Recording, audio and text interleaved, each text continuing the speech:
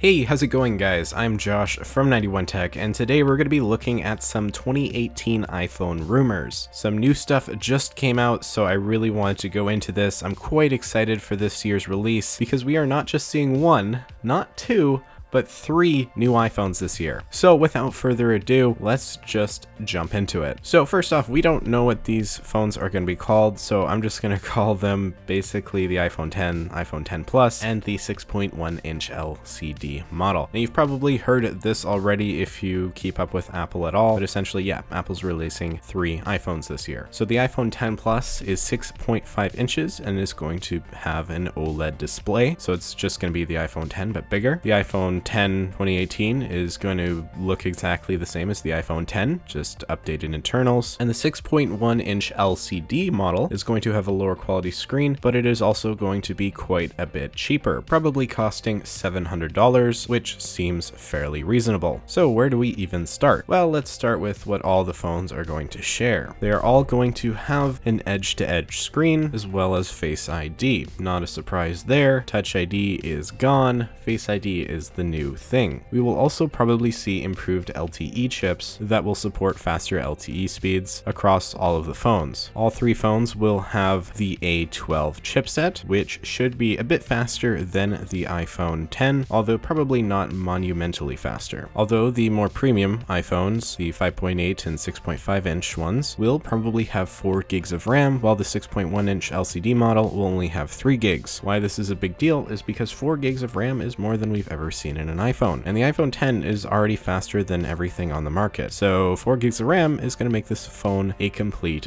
beast compared to everything else out there. When it comes to design, the iPhone 10 and 10 Plus are pretty simple. They're going to look the same as the iPhone 10, with the Plus just being a bit bigger. Some have said the Plus might have 3 lenses instead of 2, but that seems more likely to happen next year. So you're going to have the same glass back and stainless steel band we see on the iPhone 10. The 6.1-inch iPhone, on the other hand, is going to have an aluminum band with, of course, a glass back like the iPhone 8. It is also only going to have a single lens, and in fact, the reason I'm doing this video is because pictures actually just leaked of this, and they look very, very convincing. This is from Ben Geskin, who you could follow on Twitter if you want, because he posts a lot of interesting rumors of not just Apple, but a ton of different companies. Also, the 6.1-inch model may not have 3D touch. Personally, I don't see why it wouldn't. That seems kind of unlikely for me. 3D touch is something we've had in every single phone since the 6S minus the SE, so we'll see. It also may not have wireless charging apparently, but if it has a glass back, which it should, then it